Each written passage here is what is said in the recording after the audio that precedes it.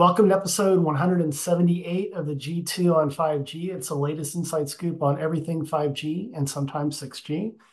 We cover 6 topics in about 20 minutes, and it's brought to you by More Insights and Strategy. I'm Will Townsend, and joining me again this week is fellow analyst Anshul Sag. Let's get started with my first topic, and I want to talk about Reliance in India. And they recently launched what they're calling their Jio Brain AI-based platform. Hey, correct my pronunciation. Is it I think Gio or Gio? yeah. Anyway, this is kind of not exactly novel because a lot of network operators are integrating machine learning and AI into their networks to improve resiliency and self-healing and that sort of thing. But what I found really interesting about this announcement is that the company says that they've been in development of this capability for the last 2 years. Hundreds of engineers have been involved. The platform includes a set of over 500 APIs and data APIs for creating ML-enabled services. And an executive was quoted stating that this will help create new 5G services, optimize networks, as well as pave the way for 6G development, which Reliance believes machine learning will be a key capability. So interesting. This is the first time that I've read a network operator wanting to leverage artificial intelligence to basically develop and deliver new services. So I don't know if you caught the news, but any thoughts? Um, I know Geo is very aggressive in doing things on their own. They bought their own VR company to have a VR service. So I think Yeah. they're very much about doing things in-house. And I think they're one of the few operators in the world that is very aggressive on keeping the technology in-house and not letting, CSPs or somebody else take the business from them. So Yeah. I think they're an interesting company and they want to do a lot of stuff in-house. And I'm not surprised that they have their own AI-based platform. Hey, that's a very good point that you make because when we look at prior network deployments, it was the over-the-top application solution providers that really drove the innovation from a service delivery perspective. So mobile network operators haven't demonstrated a lot of skill set and monetizing things beyond access, although we're beginning to see applications like manufacturing automation and OT industrial control and that sort of thing. But it is interesting. So this is late breaking news. We will continue to monitor that, and if there are any updates, provide that on a future podcast. But let's move to your first topic, and it is earnings season. You and I have been tweeting and sharing out some of our insights related to the companies that we cover in our particular coverage areas. You want to talk about Qualcomm and Apple earnings. Yeah, so in addition to them, Microsoft and Google also announced earnings. However, none of their earnings were relevant to 5G. Yeah. The reason why Apple and Qualcomm earnings were relevant was because for Apple's earnings, they did report record profits. The reason why their earnings were interesting was because smartphone was 6% stronger. So there's been a clear rebound on the smartphone market for them because they've had some consecutive quarters of down market. I think it was like maybe 1% or something. Pretty Yeah. low shrinkage, but not great numbers for their investors. So mobile took off, and the company really follows on mobile. And then they had a 25% reduction in iPad, which is pretty bad. Um, and then I think MacBook also did well, or Mac in general. But yeah, they also had pretty good services revenues, which continues to be a strong suit for them as they continue to capitalize on um, their customer base. And Mhm. yeah, they had pretty strong earnings overall. And I think they had earnings the day before they launched Vision Pro, which is today. And I've got my Vision Pro hiding back there. I will be, working on it and messing with it and potentially using it over 5G to see how it works. I hopefully they've done some testing as well. But on the Qualcomm side, they also reported earnings stronger than expected again, both on profit and on revenue. And they also cited stronger mobile shipments for their strength, and they also had strong strength in automotive. They did have some weakness in IoT, but the IoT weakness was kind of expected Hmm. because the entire IoT segment is shrinking and there's been kind of a pullback in the market. So um, Yeah. they will see, they also said they do see IoT rebounding because they include PC in the IoT business and they have a new PC chip coming mid this year with a newer version of Windows that's more AI focused. And that will be their, using their Snapdragon Elite X Elite chip. So yeah, I think both companies really showed that the mobile industry has come back to growth, and there's a lot of still headway or not headway, but headroom for growth, especially as 5G starts to mature and we start Yeah. seeing network slicing and more applications. I do think that there's a lot more growth that's potentially there if we really get this moving. Yeah, I agree. And hey, I want to talk about Apple and Qualcomm with my second topic, too. This is something that you and I have been discussing on numerous podcasts, but sort of coincident with Apple's and Qualcomm's earnings, news came out that Apple is yet again extending, excuse me, its 5G modem licensing agreement with Qualcomm an additional 2 years. For our sports fans that are keeping score at home, Apple purchased Intel's modem business in 2019. So we're already in 2024, and this agreement has been extended into 2027. And honestly, Apple's not being very apologetic. I mean, they're focusing on that new VR headset, the Vision Pro. They say they have other priorities, and it almost seems like they're sort of treating the whole 5G modem thing like a commodity. What do you think? I mean, they are. I think that's part of the reason why they want to do what they're doing. They want to Yeah. commoditize the 5G modem to make it as cheap as possible. Um, Hmm. the one thing I didn't mention in Qualcomm earnings, which is kind of relevant here, Qualcomm did sign additional licensing agreements that were expiring with multiple Chinese OEMs. Yeah. And then in that QTL licensing umbrella, they talked about the Apple agreement, which includes modem supply and licensing of IP. I believe that this will potentially continue for as long as Apple continues to fail to deliver a competitive modem. I will Hmm. say this announcement is almost like a formality because I feel like we already knew that this delay was coming. We just didn't have Yeah. a formal announcement of it. But nevertheless, the formal announcement does make investors more comfortable with the Qualcomm purchase and helps the share price because people still believe that the Apple business is huge and it is a few $1 billion a year, but Qualcomm's diversified themselves quite a bit, and I don't think the Apple business is as important to them as it used to be. Yeah, for sure. Yeah, I think at this point it's sort of gravy for Qualcomm. But Yep. let's go to your second topic, and we want to talk about AST SpaceMobile again this week. But it's a tie-up between AST SpaceMobile and AT&T FirstNet. Yeah, so this was something I saw on Twitter.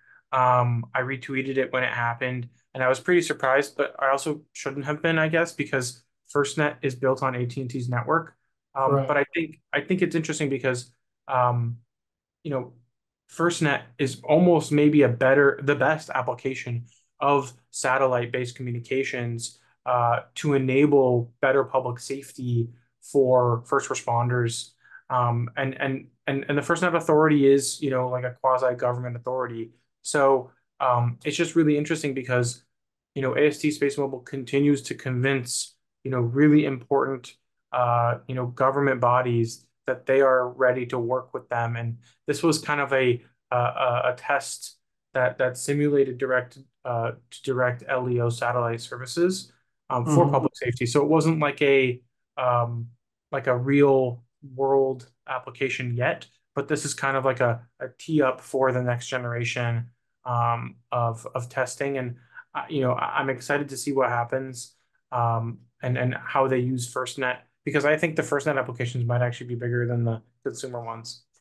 Yeah, no, I agree. And if you think about just having to operate in very remote areas, and especially when infrastructure is down and natural disasters, it seems like this is a great fit for FirstNet, and obviously we reported on the news around AT&T's investment, initial investment in AST SpaceMobile, as well as Google's, and then Vodafone's in for round two. So I mean, some of the largest mobile network operators in the world are putting their money where their mouth is behind AST SpaceMobile. I mean, I got a lot of interesting feedback on my article post about a week ago. And hey, there are still a lot of people out there that believe that Starlink is moving in the right direction. They are just getting their satellites in the air for direct-to-cell connectivity. That'll take some time. But hey, competition breeds innovation in my perspective, and it's good that we've got two potentially very strong front runners in the hunt for all of this. But hey, let's move to my third and final topic, and I want to talk about Ericsson. And they're focused on boosting their 6G research with an India-based university. And I don't even want to begin to try to pronounce the province that this is located in, but it's part of the Indian Institute of Technology. IIT. And yeah, and both Ericsson and they are focusing on holding conferences and discussions around the use of AI, edge compute with RAN infrastructure. And it's about resource optimization, dynamic observability, and sustainable technology support.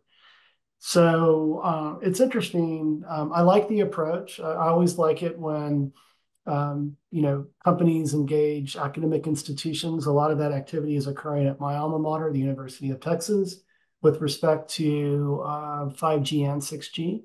And so I think it's a great way for Ericsson to kind of do a public-private joint partnership. And I think it also brings more exposure for the company in India. India is a very hot market. It's growing by leaps and bounds. And we were speaking about Reliance earlier. But there's Bharti Airtel, and there are a host of companies that are really driving, from my perspective, disaggregated infrastructure, software defined to really stand up these networks very quickly and do them cost effectively, because India is such a market that, I mean, it's not going to be able to support the same levels of ARPU that we have, say, in the United States and that sort of thing. But don't know if you caught the news. Any further thoughts before we move to your third and final? I did not catch the news and I don't have any final thoughts, but I know that, we're still, in the early stages of 6G research. So I don't think it's a bad thing to at least, start thinking about Yeah. it. Yeah, and I think there are applications for what Ericsson is doing with 5G services as well. But hey, people are beginning to focus on 6G, and let's not put the cart before the horse. We got to do standalone and get there. But hey, I think it's all good in the big scheme of things. But hey, let's wrap up with something that's very important, the Super Bowl. So that is coming up very quickly this Sunday. My wife's favorite team, the Kansas City Chiefs, are playing the 49ers. We will both actually be in Las Vegas, not at the game. We just happen to pick that weekend. So we're going to be sharing space in Las Vegas, Nevada, with what's estimated to be almost 500,000 visitors. But you want to talk about what T-Mobile and Verizon are doing to support the Super Bowl. Yeah, so T-Mobile just came out with some data about how they're improving the experience. Um, I feel like they really planned ahead, more so than I think the other operators did, because they already built out a lot of the infrastructure for the Super Bowl during F1. Yeah. So they really invested a lot in permanent infrastructure improvements. I didn't go to CES, so I wasn't able to experience. Maybe that experience was already enhanced for CES as well. But the Mhm. Super Bowl is a big one. They made a lot of permanent upgrades to the stadium itself. 62 IDaaS sectors inside the stadium, which include three sectors covering the field, which all cover the entire stadium with ultra capacity 5G. Seven ODaaS sectors servicing areas just outside the stadium for better coverage and celebrations happening outside the stadium. Millimeter wave enhancements, both inside and outside the stadium, which I thought was interesting. Uh, Mhm. and they said that they should be able to reach peak speeds with millimeter wave and standalone of up to 4.3 gigabits per second, uplink speeds of 420 megabits YOLO swag 420. And then there's all kinds of other upgrades. I think they said something like uh, peak downloads will probably be around 1.2 gigabits per second, which is 10 times faster than it was before, with peak Yeah, up to 200 megabits per second. So they are just supercharging the network for the Super Bowl. Interestingly enough, Verizon hasn't really come out with clear updates in terms of numbers, but they actually brought press out a few weeks ago to Allegiant to look at the stadium and see the upgrades that they have for the Super Bowl. And yeah, I'm reading a light reading article where they talk about how there's 250 millimeter wave radios in the stadium, and that there's going to be 160 megahertz of C-band in the general area, including the stadium. And they added additional fiber to the stadium to add more capacity. So there's going to be tons of added capacity and performance for Verizon as well. I will say yeah, Verizon looks like they're going to be really doing a big media blitz. So they're going to be talking a lot about them, all of the different media things that they're doing, and having a Verizon Live and having a Super Bowl commercial. So I think they're going to be focusing more on the brand recognition for what they do with the NFL because they're like the NFL partner. yeah, But I think T-Mobile is definitely going to have the performance leadership, um, just because they have both a lot of mid-band and they have a lot of millimeter wave, and Verizon has a lot of millimeter wave. But I'm yeah. I'm really curious to see how both networks hold up, and I think we're going to see people doing tests and showing us how things actually look. Yeah, it should be incredible once it all is said and done to see the stats. I mean, they're always published and the amount of data that was, generated and consumed and that sort of thing will be interesting. I will also point out that Cisco has a ton of infrastructure in Allegiant as well. And that's pretty critical for a lot of the routing function and backhaul and that sort of thing. And, you know, the fiber connectivity. So yeah, it should be interesting. Go Chiefs. But with that, my friend, it's been another great podcast. Why don't you take us home? Absolutely. We hope our viewers and listeners found this week's topics interesting. If anyone out there would like to provide insights on a specific 5G topic for a future podcast, please reach out to us on social media. Will's at Willtown Tech, and I'm at Anshel Sog. We hope you have a great weekend, and please tune in again next week. And don't forget to rate and subscribe.